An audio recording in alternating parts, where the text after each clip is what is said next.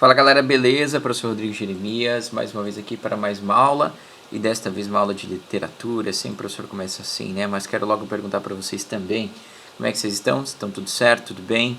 Estamos tranquilos? Eu espero que sim. Então vamos juntos aqui. Essa é a nova escola literária que o professor quer passar para vocês, que é o realismo, e a gente vai ver que dentro do realismo existe também uma vertente dele, que é o naturalismo. Então quando a gente vai estudar isso em literatura, na verdade a gente estuda com o nome realismo, naturalismo, né? Mas saiba que realismo é um movimento completo, naturalismo é uma vertente dentro desse movimento, tudo bem? Então vamos olhar lá o que nós temos pela frente no slide, tá? Estilo de época que predominou na segunda metade do século XIX, então nós estamos aqui um pouquinho perto de nós, né? Nós que já vivemos no século XXI, 2 séculos atrás, então, portanto, mais ou menos, né? 2 séculos atrás, portanto, o realismo e o naturalismo estava aqui presente, certo? Surgindo, na verdade, quanto movimento, surge sempre primeiro na Europa, esses movimentos, depois chegam até aqui o Brasil, né? Por isso que os estudos são feitos sempre primeiro de Portugal ao Brasil. Aqui a gente vai ter apenas a visão geral, não vai olhar em específico em Portugal ou no Brasil. Talvez mais para frente a gente faça isso. Bom, vamos lá. Momento que a arte procurou desprender-se do sonho, da imaginação, da fantasia e da subjetividade, oposição ao ultra-romantismo.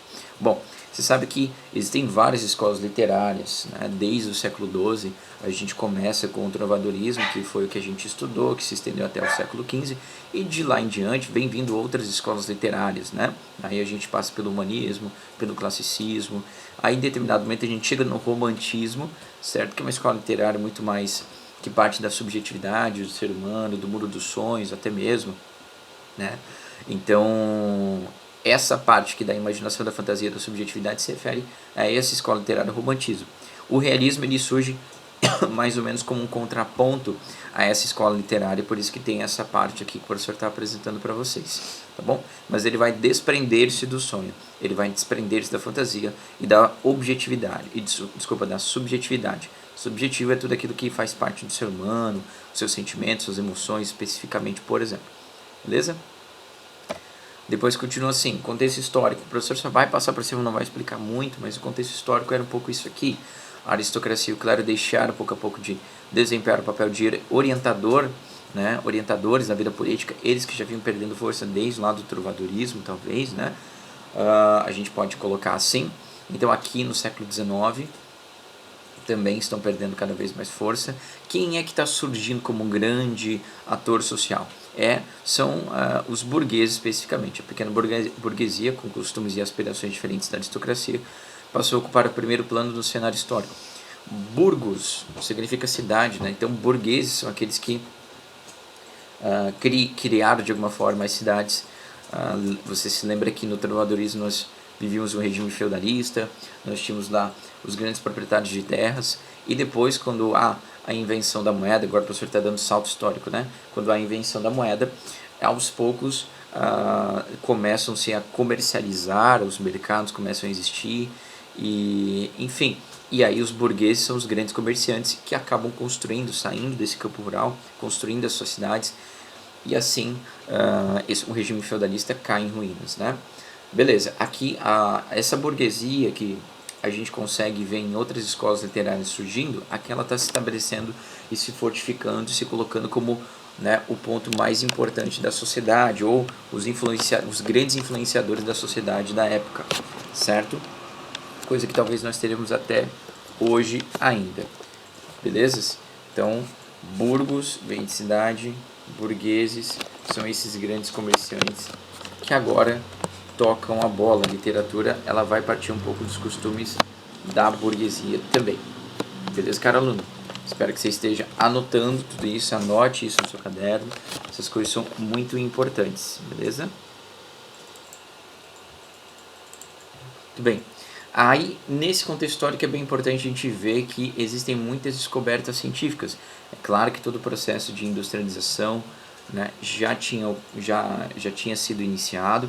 No século XIX a gente está bem avançado nessas questões, mas as descobertas científicas são importantes aqui, né? Então, a descoberta do éter como anestésico, a asepsia, a formação da teoria microbiana das doenças, a descoberta dos micro-organismos responsáveis pela sífilis, a malária e a tuberculose, a descrição dos hormônios, a identificação de energia mecânica. Talvez muitas coisas aqui você ainda nem estudou, né? Ou talvez não conheça, é interessante pesquisar alguma coisa. O que é asepsia, professora? Dá uma olhada lá. Então, mas só para te colocar aqui um cenário de que houve muitas descobertas científicas naquela época, tá? Tudo isso vai influenciar de alguma forma o meio político, o meio filosófico e até mesmo, né, o meio literário. É isso que a gente vai acabar chegando. A consequência mais imediata desse fato foi a aceitação do cientificismo como princípio válido da análise e compreensão do mundo. Bom, o cientificismo então predominou nessa época, certo? Nós temos aqui também, por exemplo, a publicação da Origem das Espécies de Charles Darwin. Então, a teoria do evolucionismo, né, que tem aí, que causa grandes embates, ela surge aqui nessa época, da segunda metade do século XIX, nesse período cientificista, que de alguma forma, se a gente for analisar bem, é um pouco daquilo que nós temos na nossa cabeça hoje, né? A primeira pergunta que a gente coloca para as pessoas é, quando ela nos traz alguma teoria, alguma teoria nova sobre alguma realidade, a gente pergunta, tá, mas isso é comprovado cientificamente, né?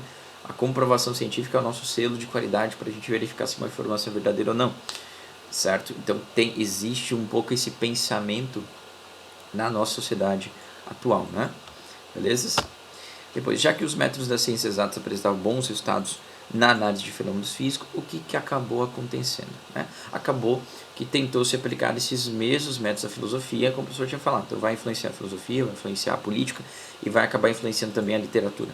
Por isso as teorias filosóficas da época apresentam um caráter, então, materialista, né? A gente sai do mundo, né, metafísico, metafísico é aquilo que vai para além do físico, né? A metafísica que é um pouco deixado de lado. A principal doutrina filosófica do período é o positivismo, que considera válido apenas o conhecimento do mundo que esteja baseado em fatos e na experiência concreta.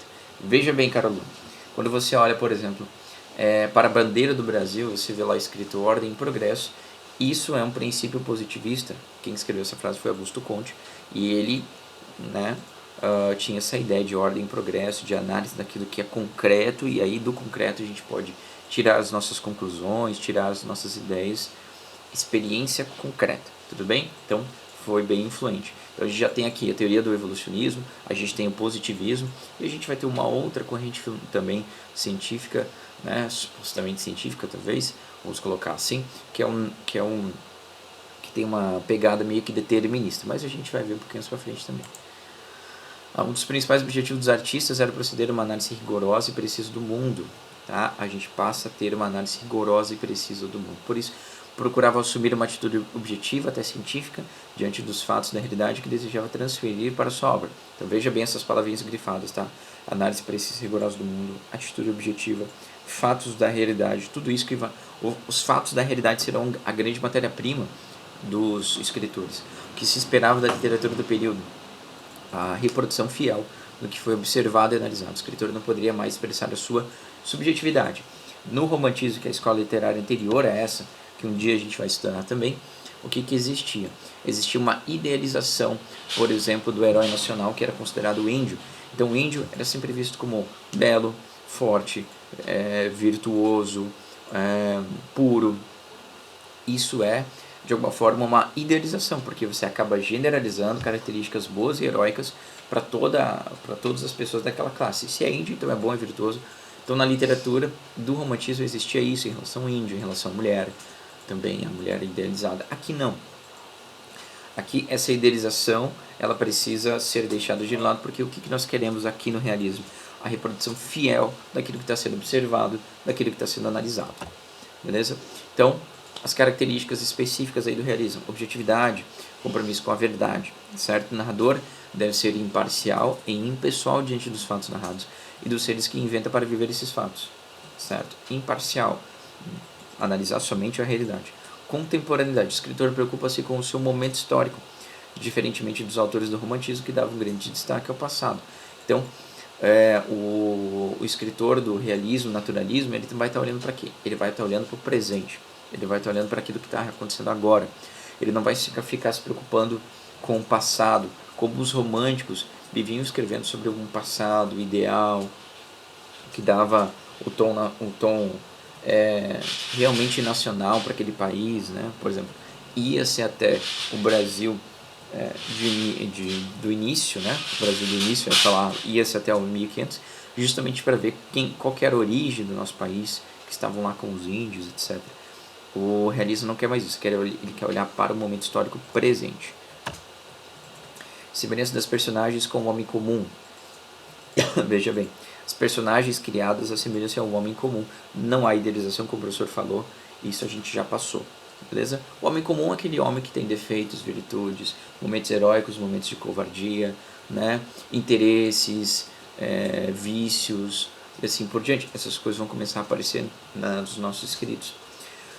Condicionamento das personagens ao meio físico e social. Personagens aparecem condicionados a fatores naturais, temperamento, raça e clima, por exemplo, e a fatores sociais ou culturais, ambiente e educação. Então, basicamente, assim, os meios, né, ou propriamente a raça, o temperamento da pessoa, serão fatores determinantes para a gente entender como é que esse personagem vai ser estruturado dentro da história. Se ele é esquentado, então provavelmente o que vai acontecer? Vai ter uma causa, ele é esquentado, vai ter uma consequência disso. Em determinado momento ele vai matar alguém e aí a história vai ter vai começar um grande conflito dentro da história por conta dessa morte, porque esse personagem X era caracterizado como sendo intempestivo, né? Então isso vai começar a aparecer nas nossas obras. A lei da causalidade, as atitudes das personagens e os acontecimentos sempre apresentam relação de causa e efeito, sempre tem uma explicação lógica racional, é um pouco isso que o professor estava falando antes.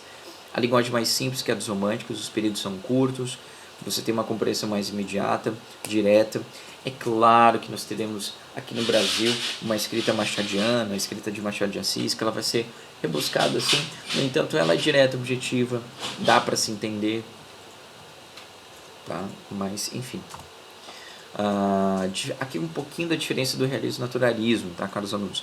Todo naturalista, olha só essa frase, vê se você entende. Todo naturalista é realista, mas nem todo realista é naturalista. Como assim, professor? Todo naturalista é realista por quê? Porque o grande movimento é realismo, certo? E dentro do realismo nós temos os naturalistas. Só que nem todo realista é especificamente o naturalista. Percebeu? É mais ou menos como se eu falasse assim. Todo mundo que nasce aqui dentro desse estado é catarinense, né? Mas nem todo catarinense é joinvilense. Tipo isso, se você quiser entender. Vamos lá. Pode-se falar de naturalismo como uma tendência dentro do realismo, tendência que se baseia numa concepção predominantemente materialista do homem e da sociedade. Vamos lá. Pode-se identificar como particularidades do estilo naturalista. Vamos lá. Personagens. Agora, bem específico, uma tendência que o naturalismo ressaltava, tá? Visão predominantemente biológica do ser humano. Enfatiza-se o que? A hereditariedade física e psicológica como determinantes do comportamento das personagens, cuja vida interior é reduzida a quase nada e cujo comportamento aproxima-se do comportamento animal, pois movido pelo instinto, certo? Então tem toda uma questão de hereditariedade, uma questão psicológica, enfim, a gente vai ver com mais calma. Características frequentes nas personagens naturalistas, ênfase na satisfação de necessidades instintivas. Então, já que o homem era reduzido simplesmente ao seu aspecto biológico, como é que ele vai regir diante das situações? Somente por instinto, né? Então, por isso que nós temos aí esse comportamento animal. Porque o animal, quando ele está com fome, ele come. Se você mexer na comida dele quando ele está com fome, ele vai te avançar, não importa que você seja o dono. Por quê? Porque isso é um comportamento animal, biológico, não necessariamente racional. É guiado pelo instinto, é guiado somente pela biologia. Então, o homem, de alguma forma, vai representar também esses movimentos que provém do instinto, porque ele é reduzido aqui dentro do naturalismo especificamente a um campo estritamente biológico. No realismo talvez possa existir um pouco disso, mas o caráter da psicologia vai aparecer também, né? Mas enfim. Conflito. O desequilíbrio das personagens fica latente até que o ambiente físico e social favoreça a sua manifestação, né? Então veja bem, fica latente esse desequilíbrio das personagens, ou seja, fica, digamos assim, parado, fica ali em espera, até que haja um conflito, haja um ambiente propício para que ele possa se manifestar. Então, eu tinha dado o exemplo daquele intempestivo, né? Em determinado momento da história, surge lá um cara que olha para ele, chama ele de patife, e naquela hora ele não se aguenta, mata o cara e surge todo o conflito da história. Entende? O ambiente físico e social acaba favorecendo a manifestação do desequilíbrio desses personagens. Tudo bem? Espaço. O escritor naturalista dá preferência a espaços miseráveis, que evidenciam os desequilíbrios que pretende denunciar. Né? Quais são as contrariedades do ambiente físico, ele vai demonstrar. Enredo e intenção do escritor. O romance tipicamente naturalista tem intenções combativas, né? Pretende apresentar situações que façam o leitor refletir sobre as condições da realidade social do seu tempo. Então, ele vai um pouco para esse espaço mais social, né? O realismo, especificamente, ele vai ficar um pouco mais no campo da moralidade, tudo bem? Mas, é claro, isso pode estar nas duas obras, claro que pode. O realismo e o naturalismo podem estar misturados nas obras, né? Aqui só uma diferença entre o romantismo, que a gente não estudou ainda, e especificamente o realismo e o naturalismo, mas o professor quis deixar aqui esse slide só para te mostrar. Ó. Olha para esse lado aqui. Ele tem então o realismo e o naturalismo, isso é um resumo então, né? Ele tem uma objetividade na escrita, uma realidade. Ele vai olhar para a realidade circundante.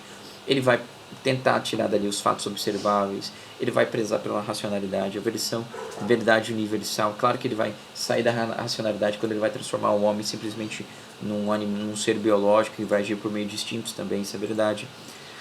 Análise crítica do presente, certo? Isso é um pouco do resumo do realismo e naturalismo. Só que esses últimos detalhes, e depois o professor fez mais um resumo, quer ver? Tanto o romance realista quanto o naturalista combateram duramente três instituições. Então, eles tinham lá de alguma forma um olhar para isso. A igreja, a família e a monarquia. Eles faziam críticas à igreja, a família e à monarquia. São comuns nesse período romances que tratam de temas como adultério e a corrupção do clero, por exemplo. Né? Um dos autores realistas aqui no Brasil é o Machado de Assis, que escreveu Memórias Póstumas de Brás Cubas, por exemplo. Né, que tem uma traição dentro do romance, então é um combate à família de alguma forma, especificamente ao adultério.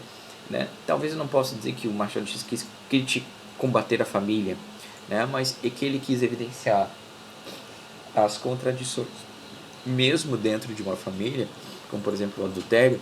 Isso pode ser que ele quis criticar sim, talvez para melhorar a sociedade. Né?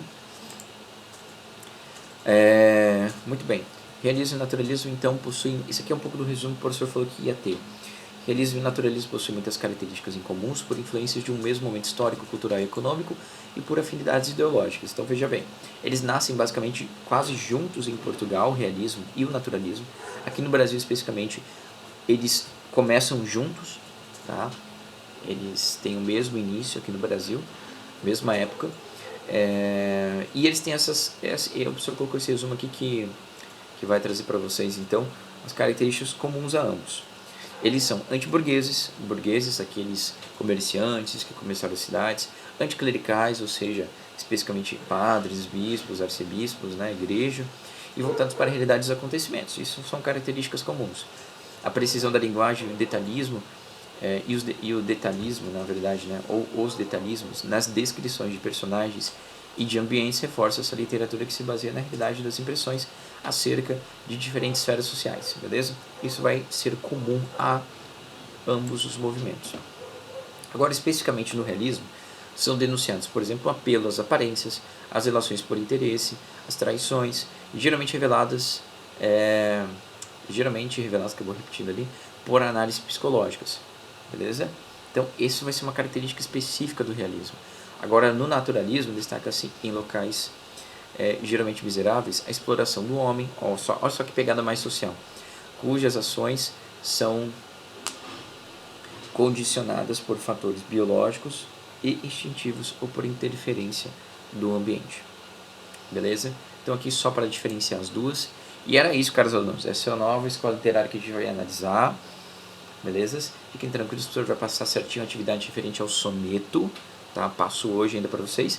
E coloco uma datazinha para a gente poder entregar a atividade essa que em dupla. Tem que ser em dupla, tá? Ajeite só a dupla aí.